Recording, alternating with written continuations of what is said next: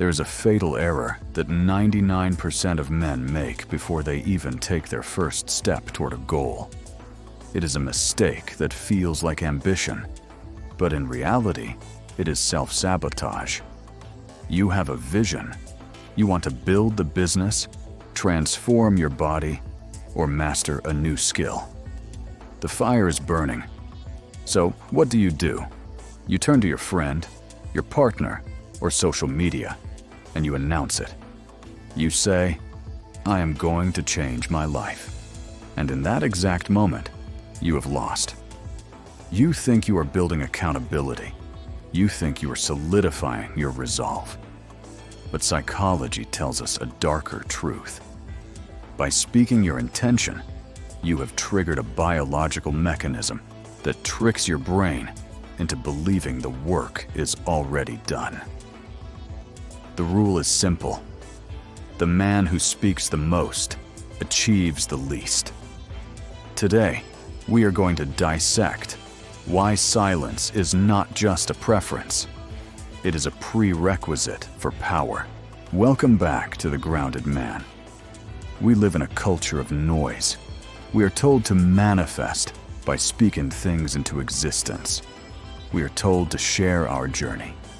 We are told that broadcasting our goals creates a social contract that forces us to execute.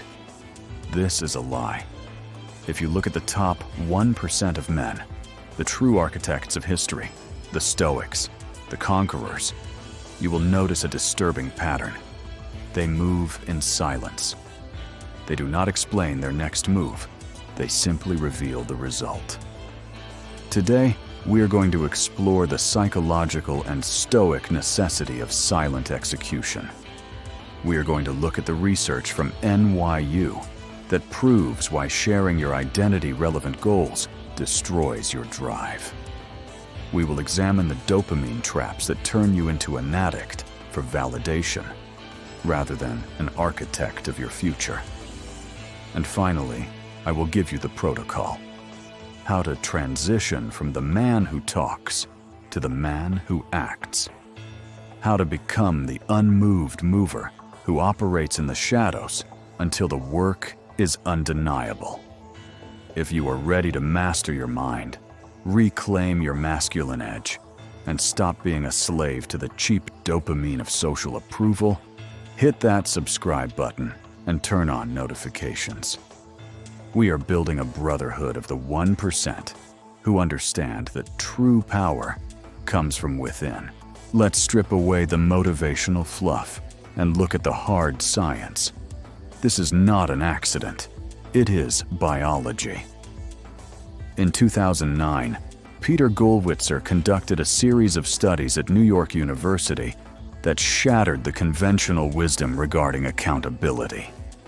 He wanted to understand what happens to the human brain when we declare a goal publicly. The study focused on identity-relevant goals. These are goals that are tied to how you see yourself: becoming a lawyer, a doctor, an athlete, a successful entrepreneur. Gollwitzer took a group of law students who were committed to their careers. Half of them were told to keep their goals private. The other half were allowed to announce their goals and receive acknowledgement. They were then given a task, legal casework, that required intense focus and effort. Here is the key. The students who kept their mouths shut worked for the entire duration. They felt a gap between who they were and who they wanted to be, and they used hard work to close that gap. But what happened to the group that announced their plans? They quit. On average, they stopped working after only 45 minutes. But here is the terrifying part. When asked, they reported feeling closer to becoming lawyers than the group that actually did the work. Why? Gollwitzer calls this premature social recognition. When you tell someone, "I am going to start a business," and they say, "Wow, that's amazing. You're going to crush it," your brain registers that social validation as a completed task. You receive the reward before you have paid the price. The brain creates what is called a social reality. By announcing the goal, your mind claims the identity immediately. You get the warm feeling of being a businessman or an athlete without lifting a finger. The cognitive tension, the painful gap between where you are and where you want to be, is resolved. And without that tension, you have no fuel. You have satisfied the hunger with empty calories. You feel full, so you stop hunting. This is a fatal mistake. You are trading the long-term glory of achievement for the short-term high of being perceived as an achiever. That is not strength. That is a tantrum of the ego, demanding a trophy for a race it hasn't even run. Let's go deeper into the neurochemistry. We must understand the currency of the brain, dopamine. We often misunderstand dopamine. We think it is the chemical of pleasure. It isn't. It is the chemical of pursuit. It is the biological signal that tells you to go out and get resources. When you are hungry, dopamine spikes to make you hunt. When you eat, the dopamine drops and you feel satisfied. Now, apply this to your goals. The purpose of a goal is to create a deficit. You are here. The goal is there. The brain releases dopamine to motivate the planning and the execution required to bridge that distance. But when you share your goal, especially on social media, or with friends who are overly supportive, you are hacking this system in the worst possible way. You post, "Day 1 at the gym, beast mode." You get 50 likes. You get comments saying, "You got this." So inspiring. That validation releases the reward dopamine. Your brain says, "Good job. We have been recognized. We have status. The tribe sees us as strong." But you haven't done anything yet. You lifted a weight once. By receiving the reward up front, you destroy the motivation to continue the behavior. This is why you see people who are professional starters. They are always launching a new project, starting a new diet, announcing a new philosophy. They are addicted to the announcement, not the execution. This is weakness.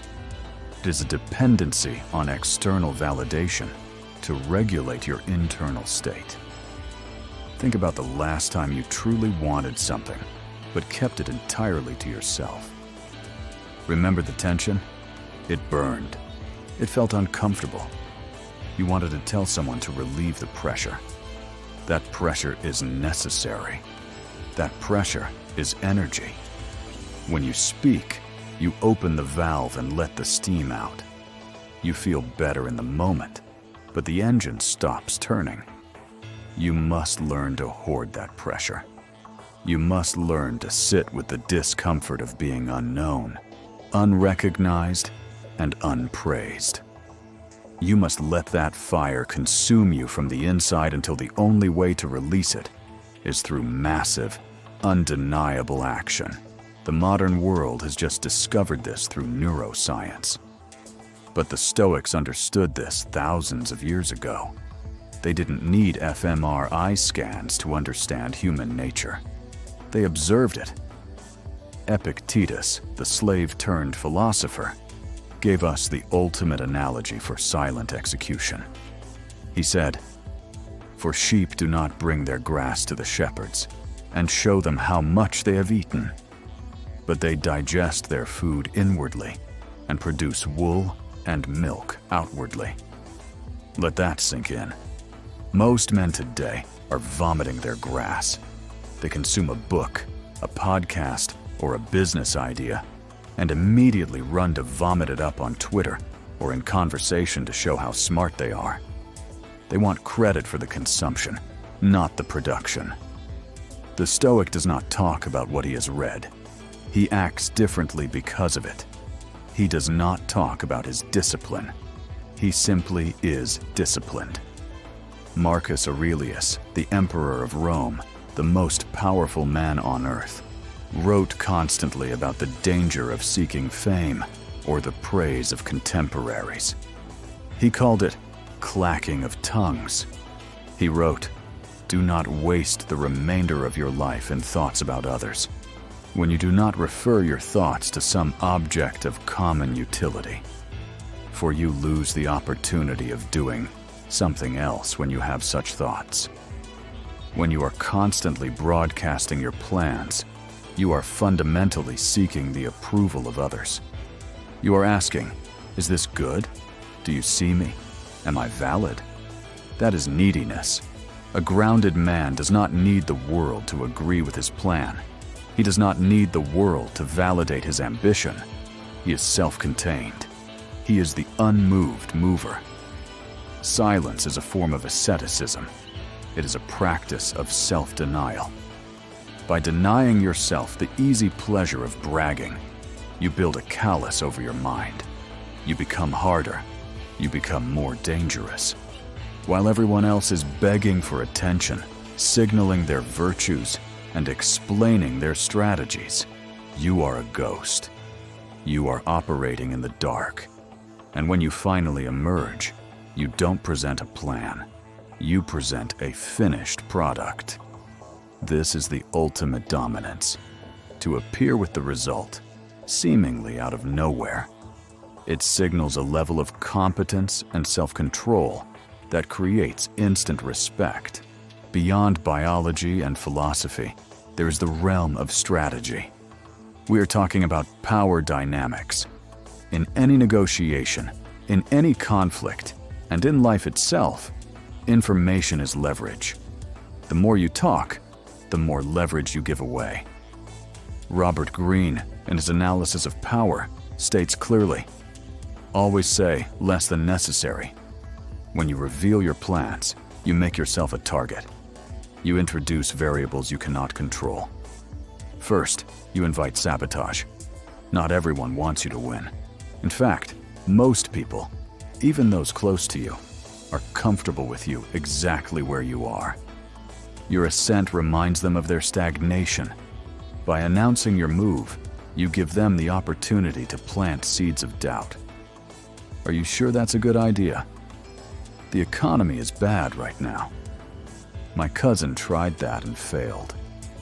These are microaggressions designed to keep you in the bucket. Why give them the chance? Second, you invite the evil eye. Call it bad energy. Call it psychological pressure. It creates a weight.